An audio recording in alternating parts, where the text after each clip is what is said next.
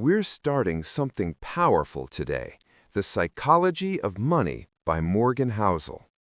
This isn't just a book, it's a mirror that reveals how your behavior shapes your financial future. What if I told you that everything you've learned about money is wrong? Not your income, not your job, not even your intelligence, but the way you think about money. Because the truth is, most people don't lose money because they're not smart. They lose money because they don't understand their own behavior. And if you don't fix this, you could spend your entire life earning, but never actually becoming wealthy. In the next few minutes, you're going to discover the hidden psychology behind money, why some people with average income become rich, while others earning millions stay broke, why intelligence is not enough, why hard work is not enough, and the one mindset shift that can completely change your financial future.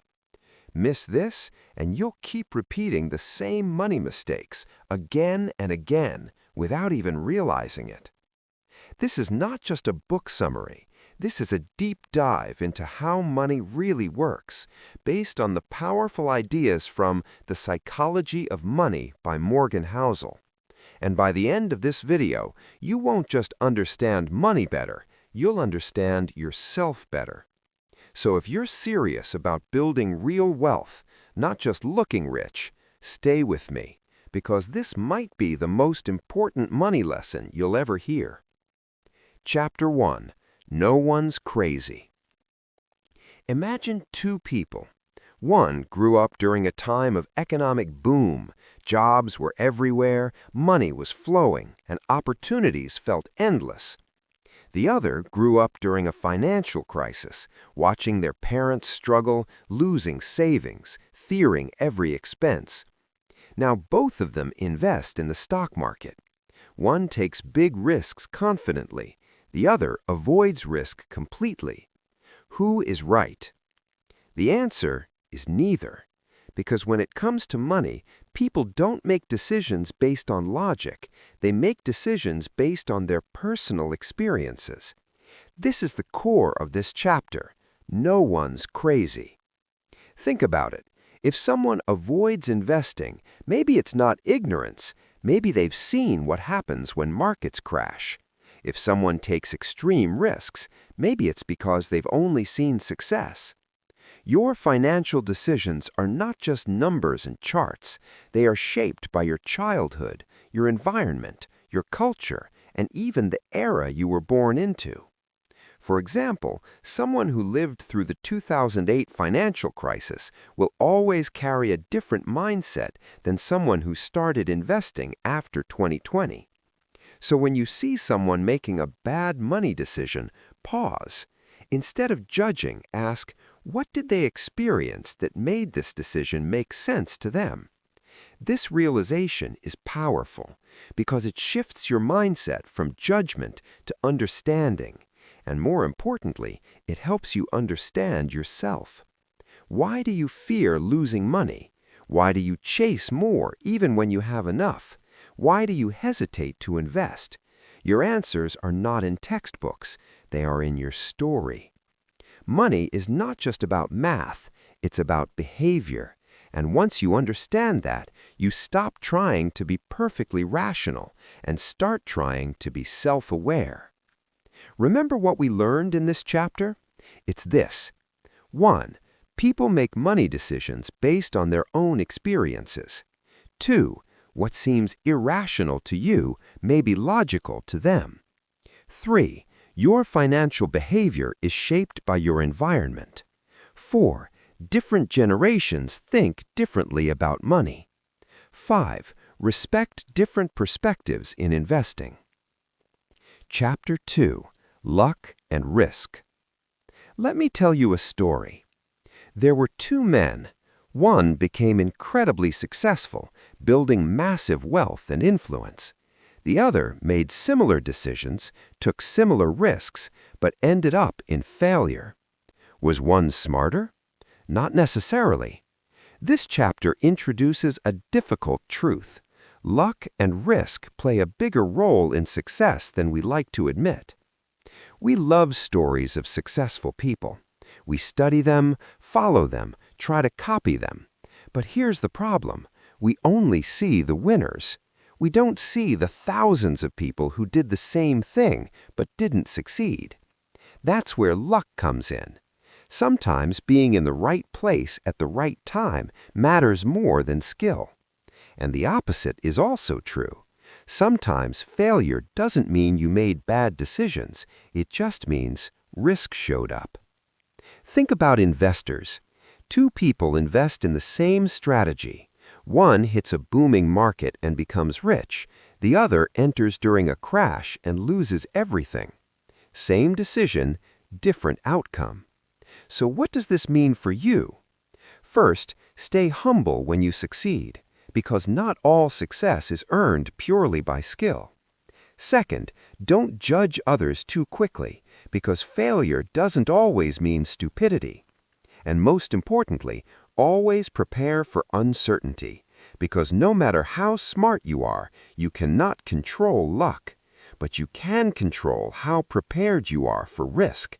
And that's what separates people who survive from those who disappear. Remember what we learned in this chapter? It's this. 1. Success is not only skill, luck plays a role. 2. Failure doesn't always mean bad decisions. 3. Be humble when you succeed. 4. Avoid judging others only by outcomes. 5. Always prepare for uncertainty. Chapter 3. Never Enough. There's a story about a man who had everything: wealth, power, respect. But he wanted more. So he kept pushing, taking bigger risks, chasing higher rewards, until one day he lost everything. Why? Because he didn't know when to stop. This chapter is about one of the most dangerous forces in money: the idea that more is always better. We live in a world where comparison is constant. You buy a car, then see someone with a better one. You earn well, then meet someone earning more. And suddenly, what you have feels like it's not enough. But here's the truth. If you don't define enough, you will never be satisfied. And that's dangerous, because chasing more without limits leads to risk, and unnecessary risk destroys wealth. Think about it like this. If you have 1 crore rupee and risk it all for 2 crore rupees, what are you really gaining? You're risking something valuable for something unnecessary. Many people lose everything not because they were poor, but because they were greedy. The hardest financial skill is not earning money. It's being satisfied with what you already have. This doesn't mean you stop growing. It means you grow with boundaries. It means you understand that wealth is not about having the most, but about needing the least. Because true wealth is not just money, it's peace of mind. And peace comes when you can say, "This is enough." Remember what we learned in this chapter? It's this. 1. Greed can destroy wealth. 2. Know when to stop chasing more. 3. Enough is a powerful financial goal. 4. Comparison leads to dissatisfaction. 5. Risking what you have for more is dangerous. Chapter 4. Confounding Compounding. Imagine planting a small tree. On day 1, it looks tiny, almost insignificant. After a year, it grows a little, still nothing impressive. After 5 years, it's bigger, but still ordinary. But then something strange happens.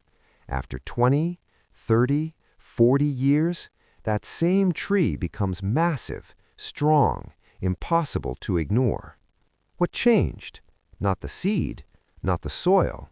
It was time. This is the power of compounding. And here's the twist. Compounding doesn't just grow linearly, It grows exponentially, which means the biggest results don't show up in the beginning. They show up at the end. This is why so many people underestimate it. They look at slow progress and think, this isn't working, so they quit. But what they don't realize is they were standing right before the moment where everything would start accelerating. Think about investing. If you invest a small amount consistently, the early years feel boring. The growth is slow, almost invisible. But if you stay patient, those small gains begin to stack, and then, suddenly, growth starts multiplying. This is why Warren Buffett built most of his wealth later in life, not because he suddenly became smarter, but because compounding had more time to work. Time is the secret ingredient, not talent, not luck, time. But here's the problem. We live in a world that rewards speed, quick results, instant success, overnight fame. Compounding doesn't work like that.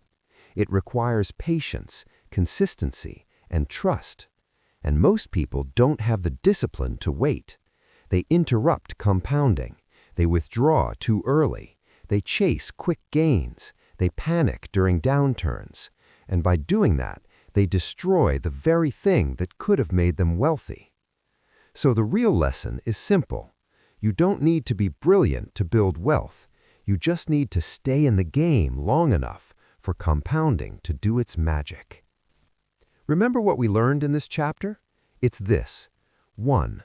Small gains over time create massive results. 2. Time is the most powerful factor in wealth. 3. Patience beats intelligence in investing. 4. Compounding needs consistency. 5. Avoid interrupting growth. Chapter 5. Getting wealthy versus staying wealthy. Let me tell you something most people don't realize. Making money and keeping money are two completely different skills. Imagine someone who makes a huge profit in the stock market. They feel smart, confident, almost unstoppable. So what do they do next? They take bigger risks, and bigger, until one bad decision wipes everything out. This happens more often than you think, because getting wealthy requires taking risks, but staying wealthy requires avoiding them. That's the difference. One is about growth, the other is about survival. And survival is everything. Because if you lose everything, you don't get a second chance to compound. Think of wealth like a game. It's not about scoring the highest points in one round. It's about staying in the game for as long as possible. The longer you stay, the higher your chances of winning. This is why the most successful investors are not the ones who make the biggest returns. They're the ones who avoid the biggest mistakes. They don't try to be heroes. They don't chase every opportunity. They focus on one thing, not losing what they already have. Because they understand a simple truth. If you avoid ruin, growth will take care of itself. This is also why consistency matters more than brilliance. You don't need one big win. You need many small wins and zero catastrophic losses. And that requires discipline. It requires saying no when others are chasing excitement. It requires staying calm when others are panicking. Because in the end, wealth is not built by taking the biggest risks. It's built by surviving long enough for small gains to turn into something big. Remember what we learned in this chapter? It's this. 1. Making money is different from keeping it. 2. Survival is key in investing. 3. Avoid big losses at all costs. 4. Consistency matters more than big wins. 5. Long-term mindset builds real wealth. Chapter 6. Tails, you win. Let's play a simple game. Imagine you flip a coin 100 times. You don't need to win every flip. You don't even need to win most of them. If just a few flips give you massive rewards, you can still win overall. This is how the real world works, and this is what most people don't understand. Success is not about being right all the time. It's about being right at the right time. In investing, in business, even in life, a small number of decisions create the majority of results. Think about companies. Out of thousands of startups, only a few become giants. But those few successes are so big, they make up for all the failures. The same is true for investors. You can make many average or even bad decisions, but if one or two investments become massive winners, they can change your entire life. This is called the tails effect, the extreme outcomes, the rare events that have outsized impact. But here's the problem. Most people can't handle the process, because before those big wins happen, there are many losses, many failures, many moments where it feels like nothing is working, and people give up. They think, I'm not good at this. But the truth is, they just didn't stay long enough to reach the tail. They didn't give themselves enough chances. This is why patience and persistence matter so much. Because you don't need to be perfect, you just need to keep playing, keep learning, keep trying. Because eventually, one decision, one opportunity, one moment can outweigh everything else. And when that happens, all the losses, all the waiting, all the doubt suddenly makes sense. That's the game. Not perfection, but persistence. Remember what we learned in this chapter? It's this. 1. Few big wins create most success. 2. Many failures are normal. 3. Focus on long-term probabilities. 4. You don't need to be right all the time. 5. One good decision can change everything. Chapter 8. Freedom. Imagine waking up one morning, no alarm, no pressure, no boss telling you what to do. You decide how to spend your day. You choose your work, your time, your life. Now here's the question. What would you give to have that kind of life? Because according to Morgan Housel, this is the real purpose of money. Not luxury, not status, not showing off, but freedom. The ability to control your time. Most people think wealth is about what you can buy. Big house, expensive car, fancy lifestyle. But those things often come with a hidden cost. They lock you into a system. You need to keep earning to maintain that lifestyle. You lose flexibility. You lose control. And slowly, without realizing it, you trade your freedom for things that don't truly matter. But real wealth works differently. It gives you options. It gives you the power to say no. No to work you hate. No to people you don't respect. No to situations that drain your energy. And that power is priceless. Think about it. What's the point of having money if you don't have control over your life? This is why saving is so important, not just to grow wealth, but to buy back your time. Because time is the only thing you can never earn again. Once it's gone, it's gone. So when you think about money, don't just ask, how much can I make? Ask a better question. How much freedom can I create? Because in the end, the highest form of wealth is waking up every day and doing what you want on your own terms. Remember what we learned in this chapter? It's this. 1. Money gives you control over your time. 2. Freedom is the highest form of wealth. 3. Working on your own terms matters most. 4. Time flexibility brings happiness. 5. Financial independence is the real goal. Chapter 9. Man in the Car Paradox. Let's say you see someone driving a luxury car. Instantly, you think, wow, that person is successful. You admire them, You respect them. But here's the strange truth. You're not actually admiring the car, and you're not even admiring the person. You're imagining how people would admire you if you had that car. This is the paradox. We buy things to impress others, but others are too busy trying to impress people themselves. So no one is really impressed. They're just thinking about their own image. This is what Morgan Housel calls the man in the car paradox. We believe owning expensive things will increase how much people respect us. But in reality, people rarely think about us as much as we think they do. Think about your own life. When you see someone with a big house or expensive phone, how long do you actually think about them? A few seconds? A minute? Then you move on, back to your own life. Exactly. So if people don't think about us that much, why do we spend so much money trying to impress them? This mindset is dangerous because it leads to unnecessary spending. You buy things not because you need them, but because you want validation. And in the process, you sacrifice something much more valuable, your financial freedom. True wealth is not about what people see. It's about what they don't see. It's about the money you didn't spend, the assets you quietly built, the freedom you protected. Because at the end of the day, respect doesn't come from what you own.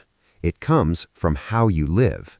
And the people who truly understand wealth don't need to prove it to anyone. Remember what we learned in this chapter? It's this. 1. People admire wealth, not possessions. 2. Buying things to impress others doesn't work. 3. Status is often misunderstood. 4. Real respect comes from character. 5. Avoid showing off. Chapter 9. Wealth is what you don't see. Let me ask you something. If someone looks rich, are they actually wealthy? Most of the time, the answer is no, because what you see is spending. What you don't see is saving. This chapter reveals a powerful truth. Wealth is hidden. It's not the car, it's not the clothes, it's not the lifestyle. Those are signs of money being spent, not money being kept. Real wealth is the money you didn't spend, the investments growing quietly, the savings sitting untouched, the financial security no one can see. But here's the problem. We live in a world where visible success gets attention. People admire what they can see. So, naturally, people focus on showing wealth instead of building it. Think about two people. One earns a high income, spends everything, lives a flashy life. The other earns a moderate income, but saves consistently. Now, fast forward 10 years. Who do you think has more control over their life? Most people assume it's the high earner, but in reality, it's the saver. Because saving is not about how much you earn, it's about how much you keep. This is one of the most misunderstood truths about money. People believe that if they earn more, their financial problems will disappear. But income alone doesn't create wealth. Behavior does. Think about it. If your lifestyle increases every time your income increases, you stay in the same position. You earn more, but you spend more, and nothing changes. This is why some people earn millions and still feel broke, because they never built the habit of saving. According to Morgan Housel, saving is not just a financial strategy, it's a form of independence. Because every dollar you save gives you more control over your future. It gives you options. It creates a buffer between you and uncertainty. And uncertainty is always there. Unexpected expenses, market crashes, life changes. You can't predict them, but you can prepare for them. And that preparation comes from saving. But here's the deeper idea. Saving is not just about money. It's about discipline. It's about learning to say no today so you can say yes tomorrow. It's about understanding that happiness doesn't come from spending everything you earn. It comes from knowing you are secure. Because when you have savings, you don't panic when things go wrong. You don't depend on every paycheck. You don't feel trapped. You feel in control. And that feeling is one of the most powerful forms of wealth. Remember what we learned in this chapter? It's this. 1. Saving is more important than income. 2. Spend less than you earn. 3. Build financial discipline. 4. Savings create opportunities. 5. Independence comes from savings. Chapter 11. Reasonable, rational. Let's imagine a perfect investor. This person makes decisions based purely on logic. No emotions, no fear, no hesitation. Every move is mathematically correct. Sounds ideal, right? But here's the reality. That person doesn't exist because we are human. And humans don't operate like machines. We have emotions. We have fears. We have doubts. And those emotions influence every financial decision we make. This is why trying to be perfectly rational often doesn't work, because it ignores human behavior. According to Morgan Housel, it's better to be reasonable than perfectly logical. What does that mean? It means choosing strategies that you can stick with, even when things get difficult. For example, a highly aggressive investment strategy might look great on paper, but if it keeps you awake at night, if it makes you panic during downturns, you won't stick with it. And if you don't stick with it, it won't work. On the other hand, a simpler, more comfortable strategy might not be perfect, but if it helps you stay consistent, it becomes powerful, because consistency beats perfection. This is a key idea most people ignore. They search for the best strategy, the highest return, the smartest approach, but they forget one thing. The best strategy is the one you can follow for a long time. Because investing is not just about numbers, it's about behavior over time. And behavior is driven by comfort, not perfection. So instead of asking, what is the smartest decision? Ask a better question. What decision can I stick with no matter what happens? Because in the long run, being reasonable wins over being perfectly logical. Remember what we learned in this chapter? It's this. 1. Being reasonable is better than perfect logic. 2. Emotions matter in financial decisions. 3. You don't need perfect strategies. 4. Choose what helps you sleep well. 5. Balance logic with behavior. Chapter 12. Surprise. Let me tell you something about the future. You don't know what's coming. No one does. And yet, people constantly try to predict it. They analyze trends. They study history. They make confident forecasts. This will happen. That will never happen. But time and again, the world proves them wrong. Because the biggest events are usually the ones no one sees coming. Think about major market crashes, global crises, technological revolutions. Before they happened, most people didn't expect them. They were surprises. And those surprises changed everything. This is the idea behind this chapter. The future is not just unknown, it's unknowable. According to Morgan Housel, history is full of surprises. But we often look back and think it was obvious. We create stories that make the past feel predictable. But that's an illusion. Because if it was truly predictable, more people would have seen it coming. This creates a dangerous mindset. We become overconfident. We believe we can predict the future. And based on that belief, we take risks. But when reality doesn't match our expectations, we suffer. So what's the solution? It's not about predicting the future better. It's about preparing for uncertainty. It's about building systems that can survive even when things don't go as planned. That means having savings, avoiding extreme risks, staying flexible. Because the goal is not to be right all the time. The goal is to be ready for anything. And when you adopt this mindset, you stop trying to control the future and start preparing for it. Because in the world of money, the biggest mistakes don't come from what you know, they come from what you never saw coming. Remember what we learned in this chapter? It's this. 1. The future is unpredictable. 2. Plan for unexpected events.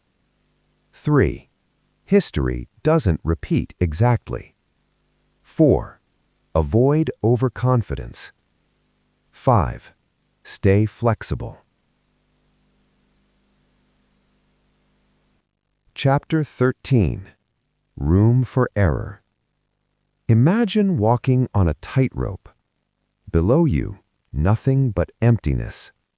Every step must be perfect. Every movement calculated.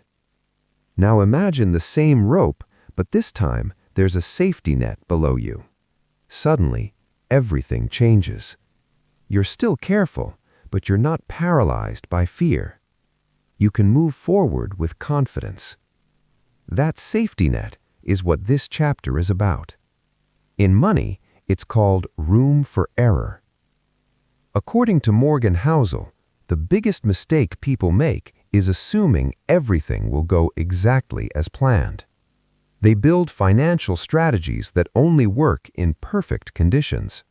Perfect income, perfect market, perfect timing. But life is never perfect.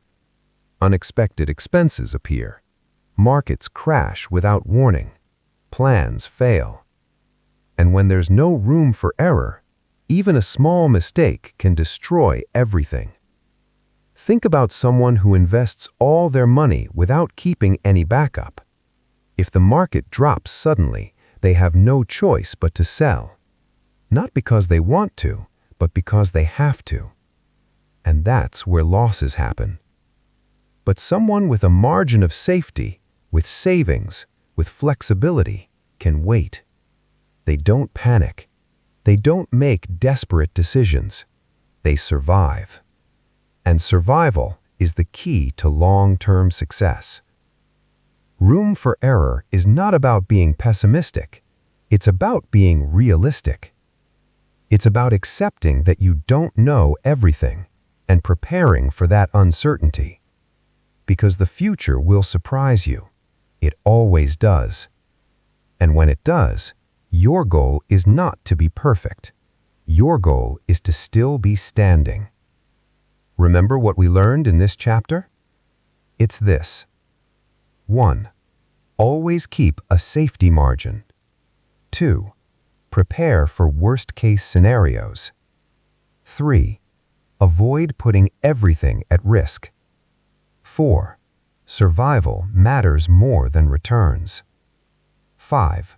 Balance logic with behavior. Chapter 14. You'll Change. Think back to who you were 5 years ago. Your goals were different. Your priorities were different. Even your mindset was different. Now ask yourself, are you the same person today? Probably not. And 5 years from now, you'll change again. This is one of the most overlooked truths in money. We make long-term plans based on who we are today, but we forget that we won't be the same person in the future. According to Morgan Housel, this is called the end of history illusion. We believe we've already become who we're going to be, but in reality, we are constantly evolving. And this creates a problem, because financial decisions often span decades: investments, careers, life goals. If you lock yourself into a plan that only fits your current self, you might regret it later. For example, someone might chase a high-paying career thinking it will bring happiness. But years later, they realize they value time, freedom, peace more than money. Now they feel trapped because they built a life around a version of themselves that no longer exists. This is why flexibility is so important. Your financial plan should not be rigid. It should allow room for change, room for growth, room for new priorities. Because success is not just about reaching a goal, it's about adapting as your definition of success evolves.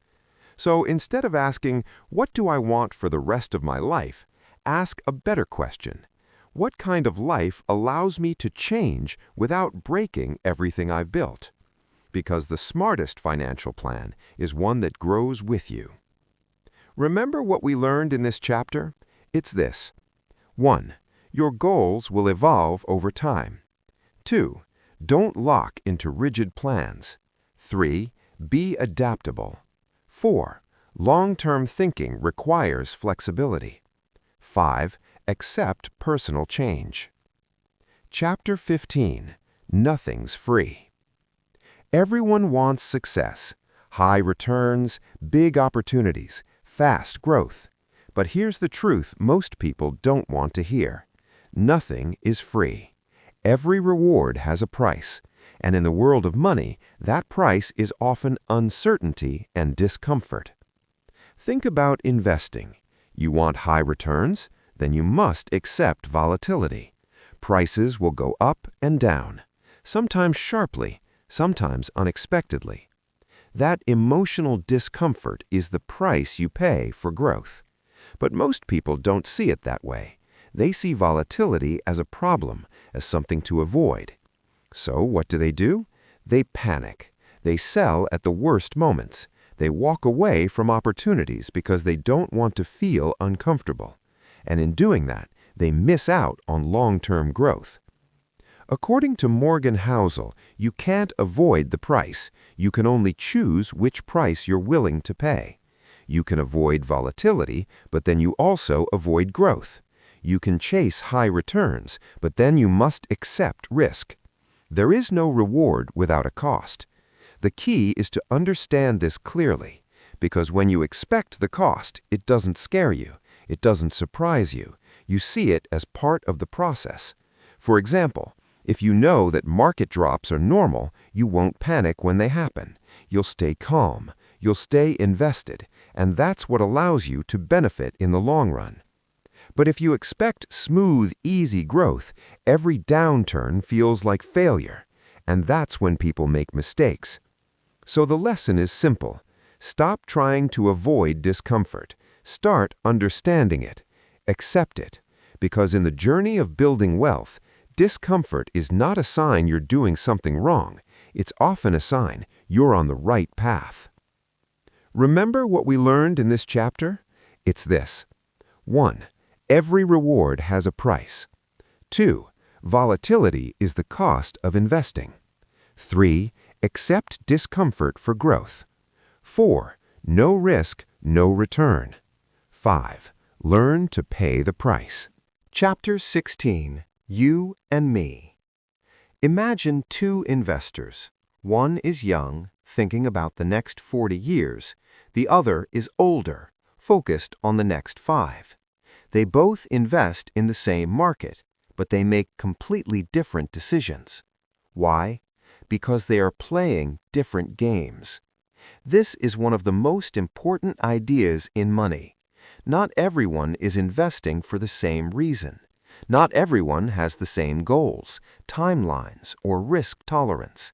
But we often forget that. We look at others and think, they're doing this, so I should do the same. We copy strategies. We follow trends. We chase what others are chasing. But here's the problem. What works for them might not work for you. According to Morgan Housel, many financial mistakes happen because people are copying others who are playing a different game. For example, a day trader might take high risks because they're focused on short-term gains. But if you're investing for long-term stability, copying that strategy could be disastrous. Or someone might invest aggressively because they have a safety net, but if you don't, the same risk could ruin you. This is why personal finance is personal. There is no one-size-fits-all strategy. Your plan should reflect your life, your goals, your responsibilities, your comfort level. Because in the end, it's not about beating others. It's about building a system that works for you, a system you understand, a system you can stick with. Because when you stop comparing your journey to others, you start making better decisions, decisions that fit your life, not someone else's. Remember what we learned in this chapter? It's this. 1. Different investors have different goals. 2. Don't copy others blindly. 3. Your strategy should fit your life. 4.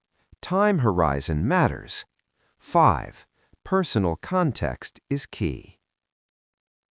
Chapter 17. The Seduction of Pessimism. Turn on the news. What do you see? Crisis, failure, fear. Negative stories spread fast. They grab attention. They feel urgent. They feel real. But positive stories?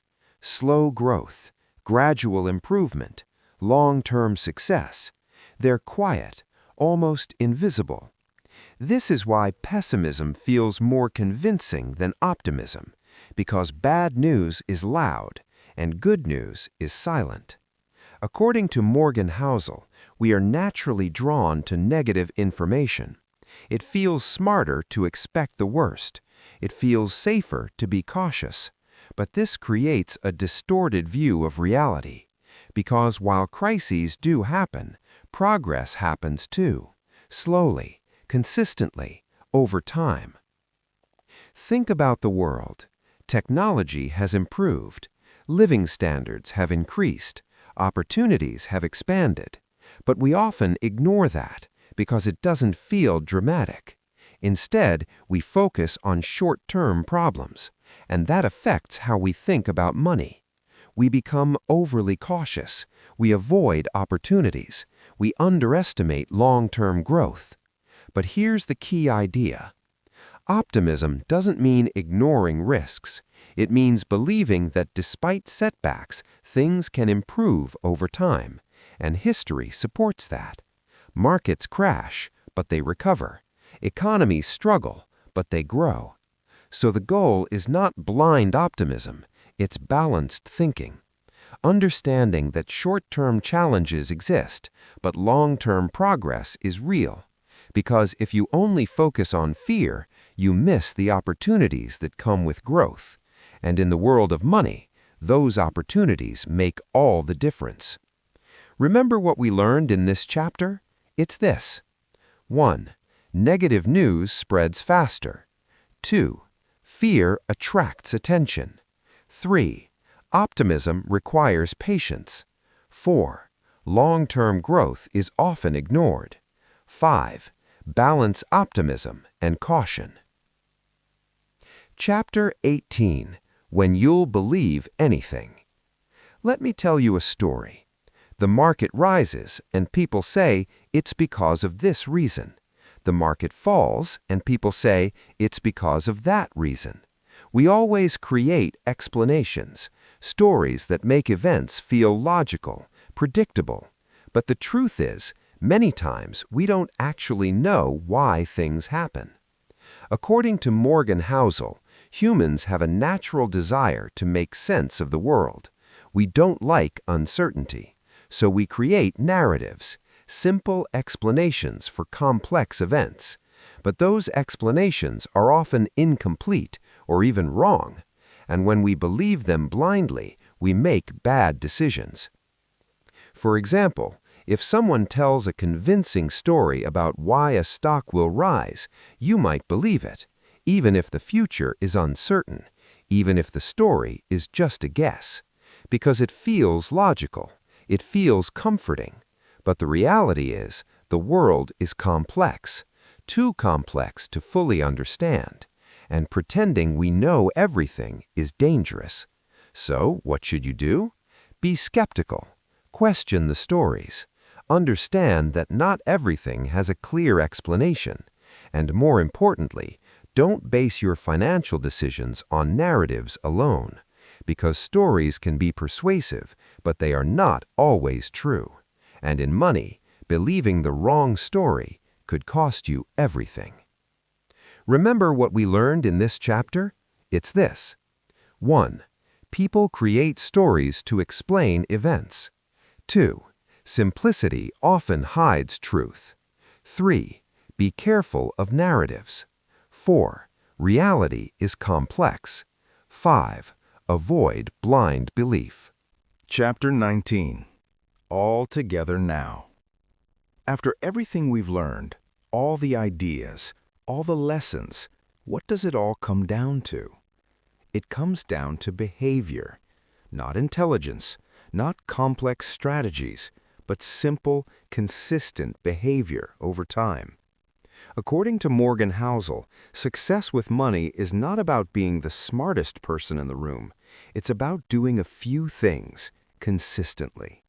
Saving regularly, avoiding unnecessary risk, thinking long-term, staying patient. These ideas are simple, but they are not easy because they require discipline. They require ignoring noise, ignoring trends, ignoring what others are doing, and focusing on what works for you. This chapter brings everything together. It reminds us that financial success is not built on complicated formulas. It's built on habits, small actions repeated over time. Because in the end, the biggest advantage you can have is not knowledge, it's consistency. Remember what we learned in this chapter? It's this. 1. Combine all lessons into behavior. 2. Focus on long-term consistency. 3. Avoid extremes. 4. Build habits, not predictions. 5. Simplicity wins. Chapter 20. Confessions. Now imagine someone who understands all these ideas. They know about compounding. They understand risk. They value saving. Do they always make perfect decisions? No, because no one does. Even the author himself, Morgan Housel, admits that personal finance is deeply personal. We all have our own fears, our own biases, our own habits, and those things don't disappear just because we understand them. This is an important reminder. You don't need to be perfect. You don't need the best strategy. You just need a strategy that works for you. Something simple, something realistic, something you can follow consistently. Because the goal is not to win every time. The goal is to do well enough over a long period. And that requires humility. It requires accepting that you will make mistakes, but continuing anyway. Because in the long run, consistency beats perfection. Remember what we learned in this chapter? It's this. 1. Personal finance is personal. 2. Keep strategies simple. 3. Focus on what works for you. 4. Save consistently. 5. Stay humble and patient. Now to the conclusion of this book, the real lesson of money. So after everything, what is the real lesson of money? It's simple, but not easy. Money is not about numbers. It's about behavior. It's about how you think, how you act, and how you respond when life becomes uncertain. Because you don't need to be a genius to build wealth. You don't need perfect timing. You don't need complex strategies. What you need is patience, discipline, and self-awareness. Because wealth is not built overnight. It's built slowly, through small decisions, repeated consistently over time. And the people who truly succeed are not the ones who know the most. They are the ones who understand themselves the best.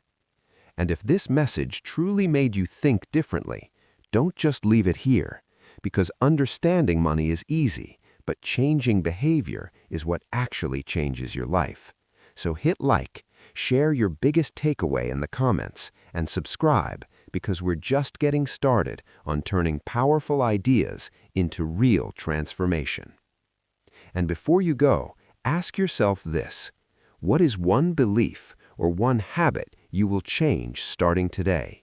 Will you save more instead of spending? Will you think long-term instead of chasing quick gains? Will you stop trying to impress others and start building real wealth quietly? Don't overthink it. Pick one thing, write it down, commit to it. Because your future is not built in one big decision. It's built in small choices made every single day. And the truth is, your financial future is not controlled by luck. It's controlled by your behavior. So start today. Stay patient, stay disciplined, and most importantly, stay in the game. Because the real power of money is not just in what it can buy, but in the life it allows you to live. And that is where real wealth begins. I'll see you in the next one.